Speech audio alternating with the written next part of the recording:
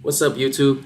So, we need to discuss the elephant in the room, and the elephant in the room is that 40% of us can't pay our bills. And aside from the 40%, there's a lot of people who might have a month or two of bills saved up, but if they lose their job today, they're screwed because the job market is not looking good.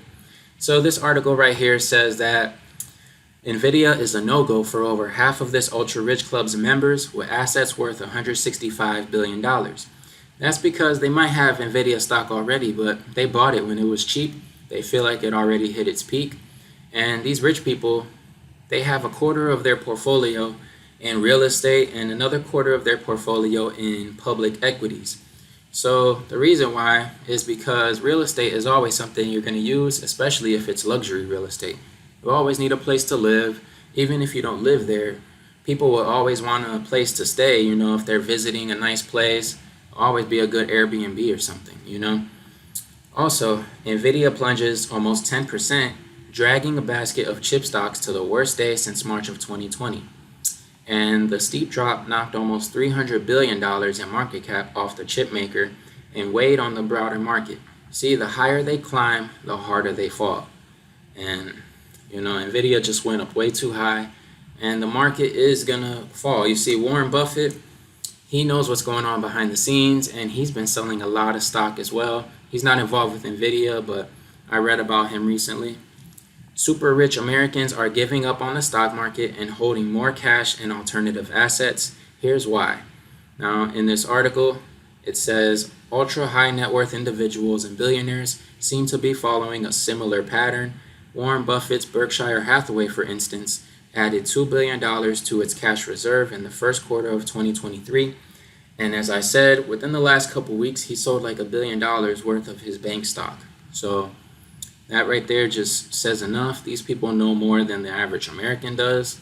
And, during times of bad economic, periods and recessions, they like to have a lot of cash on hand because when Americans are losing their homes and they're losing everything, the rich people like to have cash because these assets go on discount. So they want to be able to buy as much as they can while everything is at a discount. Two signs stoking recession fears in the US and when it might begin. So the major signs after latest jobs data showed unemployment was ticking higher and the SAM rule came into play. The rule gets triggered when 3-month average of US unemployment rate is 0.5 percentage points higher than the lowest 3-month average over the previous 12 months. This rule, which is considered simple and highly accurate, has been applicable in every U.S. recession since 1949. Another sign that suggests a likely impending recession is the Treasury yield curve situation. For some time, it has been sending out worrying signals to investors. For a little over 2 years, the curve has remained inverted, which essentially means that short-term bond yields have been higher than long-term bond yields. This is not normal, and it typically indicates that investors are worried about the near-term outlook. So when will this hit? JP Morgan's latest report raised the probability of a US and global recession starting before the end of 2024 to 35%. The likelihood of a recession coming by the end of 2025 remains unchanged at 45%. So, more likely to happen within the next year, about a 45% chance. Walmart just dropped a major hint. Is a US recession closer than you think? So, Walmart says that sales went up 4.2% in the quarter of June. These results were much better than expected, and the company's shares rose 6% in early trading. That rally follows more than a 30% year-to-date gain in Walmart shares, which generally set the tone for the broader economy. However, Home Depot does not agree with that. Home Depot said that they're not seeing as much success as Walmart. And Walmart, they might say that they have more sales, but, everything is more expensive. So, of course, there's going to be more money coming into the company.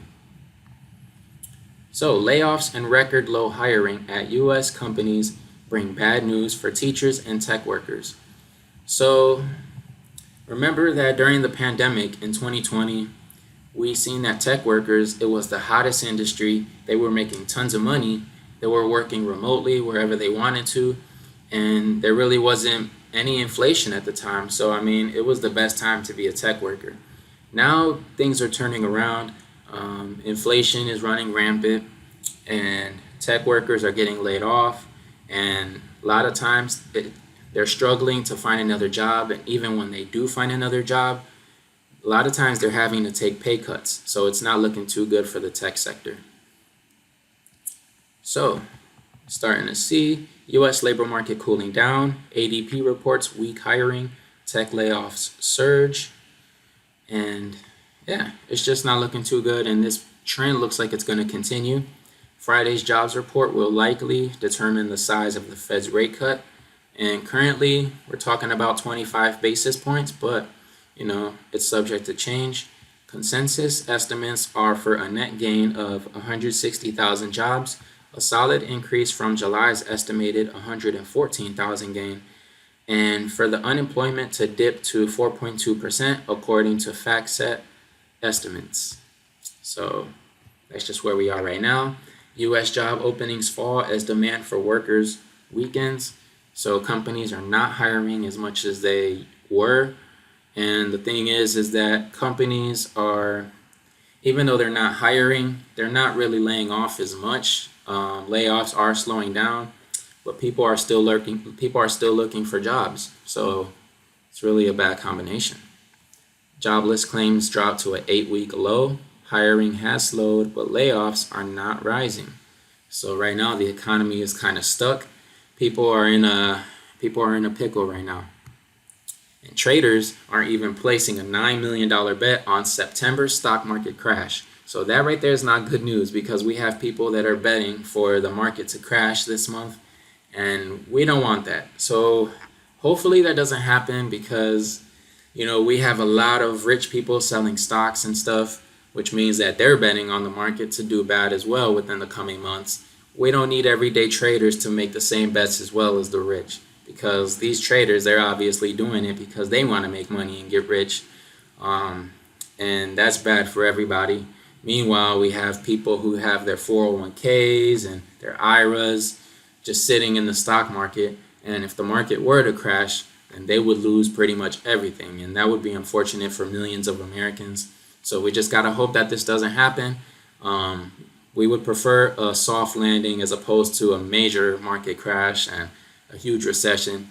All of this could have been avoided, and with all of this money printing that's been going on, to be honest with you, it feels like they wanted this to happen, because we could have hit a recession in the last couple years, but they just kept printing so much money that they pushed it off. And now we have to deal with a recession that'll be a lot harder than if we would have just had a regular recession the last couple years. I think that things are going to hit a lot worse than if, we would have just dealt with a regular one. However, if you enjoyed the video, please give it a thumbs up, and I will see you in the next one.